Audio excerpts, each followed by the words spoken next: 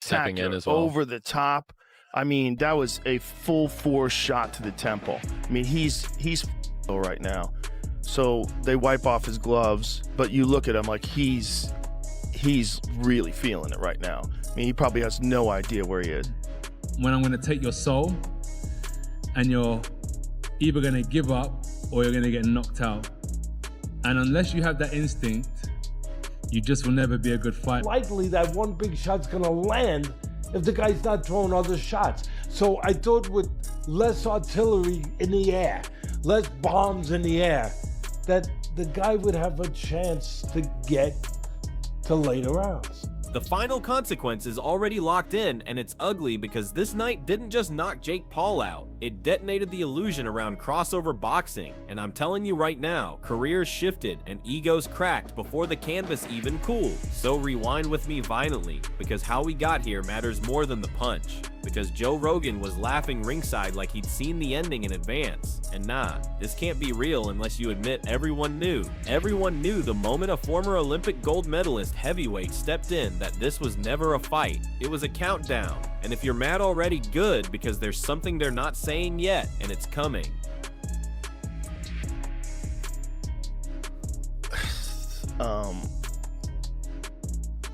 Well, realistically, it's one of the craziest propositions of all time. You take a guy who just had a boxing match that looks like a sparring match with a 58-year-old Mike Tyson, and then you're gonna fight one of the absolute scariest knockout artists in the I watched Rogan lean in next to Joshua and smirk like the book had already closed because he said what nobody wanted to hear out loud. Real boxing doesn't care about hype or followers or narratives. And when Jake hit the canvas, the shock wasn't the fall, it was the confirmation, the sickening click of reality snapping shut, because Jake usually dances with aging MMA legends and retired names, and suddenly he's staring at a two-time heavyweight champion with nuclear timing. And here's the part that should bother you, because Rogan said the result was never in doubt. And if that's true, then who let this happen? And why does it feel like someone wanted the lesson televised? It's not just physical, it's psychological. And when you understand the psychological warfare, I did say to you that, Jake, what's going to happen? I'm going to see a time when I'm going to take your soul, and you're either going to give up or you're going to get knocked out. And unless you have that instinct. After the fight, Joshua didn't whisper or soften anything, and that's where the temperature spiked, because he said the early knockout saved Jake from something darker, slower, uglier. And I don't think people heard what he meant, because he wasn't bragging, he was warning. He said if it dragged on, he would have taken Jake apart piece by piece, physically, mentally, emotionally. And listen close, because this is a time bomb line. When a champion says a clean finish was mercy, it means he knew exactly how bad it could have gotten. And I keep thinking, who pushed this matchup knowing that history? Because straight after the fight, I had the question being posed to Joshua, will he now fight Fury? And then my first thought was, after what I've seen, who cares after that? Who cares if Joshua fights Fury? History, because straight after the fight, I heard the question being posed to Joshua, will he now fight Fury? And then my first thought was, after what I've seen, who cares? After that, who cares if Joshua fights Fury? I like Anthony Joshua immensely, Spencer. Any exchanges I've had with him, I think he comes across terrifically well. But I fail to see where it's taken us, where it's taken him, other than hugely increasing his bank balance. You know, I really fail to see what this has done.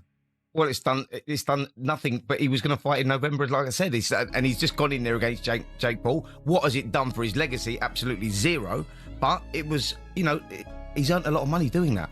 And he's going to go again, and he's going to fight possibly February, March, and then there's that Tyson Fury fight that's looming that could happen in September, whether Tyson Fury decides to come out of retirement or not come out of retirement. For Anthony Joshua, he's earned a hell of a lot of money. This is prize fighting, and that's what it's all about. And that's what he's done. And then the world split instantly like a cracked jaw, because half screamed money grab and half whispered maybe Jake's ready. And I'm losing my mind because both sides missed the point, because Joshua isn't a test. He's a wall. Olympic gold, world titles, years of of elite violence, and Jake is still building credibility brick by brick. So when that right hand shattered the night and ended it, Simon Jordan called it a dark day. And you felt it because when broadcasters say the sport looks like a joke, it's not outrage, it's fear. And here's the thing, nobody wants to admit yet, this line doesn't get uncrossed any more than Joshua tore that apart. Earning more than Joshua. That apart, Spencer, 6 rounds to get Paul out of there.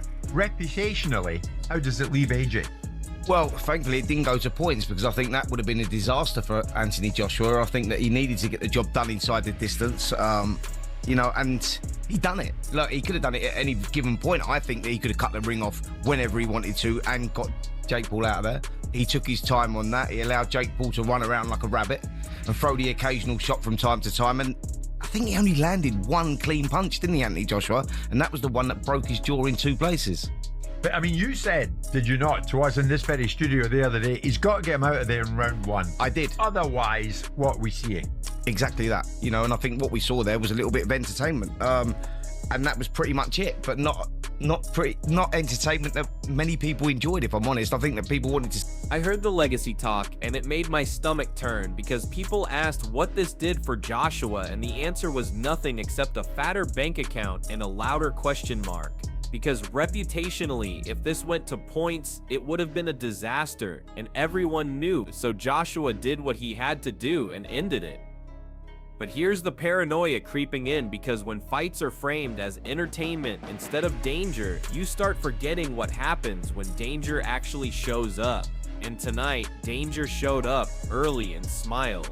Anthony Joshua and Jake Paul shared a ring. But this is a giant Olympic gold medalist heavyweight. I mean, Anthony Joshua is fucking He is the terrifying. thing that nightmares are made of. And he's got that 1-punch nuclear power. 1 punch. Rogan doubled down afterward, and if you blinked, you missed how ominous it was, because he called Joshua one of the most athletic heavyweights ever, and said he moves like a middleweight trapped in a 6'6" nightmare. And that sentence alone should end crossover fantasies forever, because when speed and knockout power coexist, you don't get learning curves, you get endings. And I swear there's a third reveal hiding here, because Rogan flat out said putting Jake or Logan in there makes no sense. And yet people are still talking like it's inevitable. Why? Anthony Joshua and Jake Paul shared a ring. Your takeaways from the 6 rounds that we saw, presuming you watched? I was impressed with Jake Paul. I thought that, following on from what we're saying, right? A few years ago, he was on Disney as a kid, acting up, and has decided to become a professional fighter. That takes balls, but he's obviously striving to be as good as he can be. You can see that in the way that he moves, the way that he is developed in how he's punching and performing. But to make a 2-time world heavyweight champion that's still live, you know, AJ's still got something about him, to make him miss in such an accomplished manner. All right, so at times he was jumping out and running around, but there were times when he was well in range and still making AJ unable to land a clean, solid shot. He deserves a lot of respect for that. And then the shot that actually finished the fight, that broke his jaw quite badly, didn't put him out. That shot's that shot he threw with serious intention has put a lot of professional heavyweights to sleep. He didn't go to sleep. He actually finished on his knees, didn't he? Laughing and spitting blood out of his mouth. So, like they say, like, it's a special type of crazy and a special type of brave to do it. But I actually, hats off to him, because he showed that he's developing some accomplished little skills in there to look after himself. The size difference is always going to fatigue him. I know everyone will come with the idea that, oh, well, AJ should just go in there 1 round and smash him to bits, and that should be it. It was a big ring, right? Perhaps he could have cut the ring off a bit better, but would I be right in saying that regardless of skill level, if you forget about that with the 2 for a second, if someone is on the back foot on their bike and kind of doing what Jake was doing, it's difficult no matter who you are, no matter the kind of separation in skill level. It's a big ring, and you've either got to run at him and look like a novice yourself, or just take your time and understand. Then Adam Booth stepped in, and this is where it got weird, because he actually gave Jake credit, and I didn't expect that, because he said Jake made Joshua miss at times. and showed real ring IQ, and that should feel hopeful, but it doesn't, because Booth immediately snapped it back to reality and said once Joshua adjusted, it was over. And that's the scariest part, because improvement didn't save him, and it won't save the next guy either. And tell me why this feels like a warning nobody's hearing. The Logan Paul whispers started immediately, and I laughed. And then I stopped laughing because analysts shut it down hard, saying it would be comedy for all the wrong reasons, because Jake trains full-time and still got caught, and Logan splits focus like it's a hobby. And here's teaser 4, because something about that conversation feels reckless, like people are daring disaster to happen again because they said Logan wouldn't last around, and instead of ending the talk, it fueled it.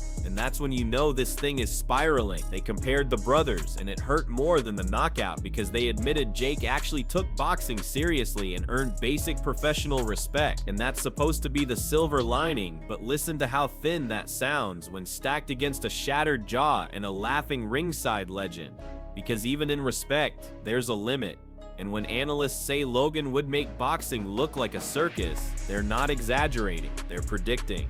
And predictions like that have a way of tempting fate. By the end, everyone tried to wrap it up neatly, and I refused because they said 2 stories came out of this fight, and both felt incomplete because either crossover boxing is killing the sport, or Jake deserves respect for stepping up. And I'm screaming because both can be true and still end badly, because skill, experience, and real power always win.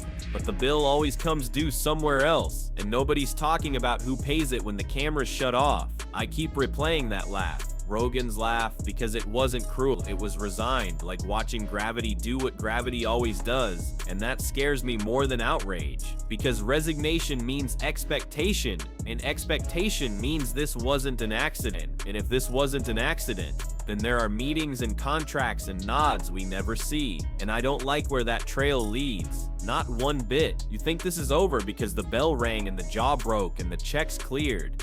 But no, this can't be the end, because the language changed afterward. The tone shifted, the way people talked about mercy and nightmares and inevitability.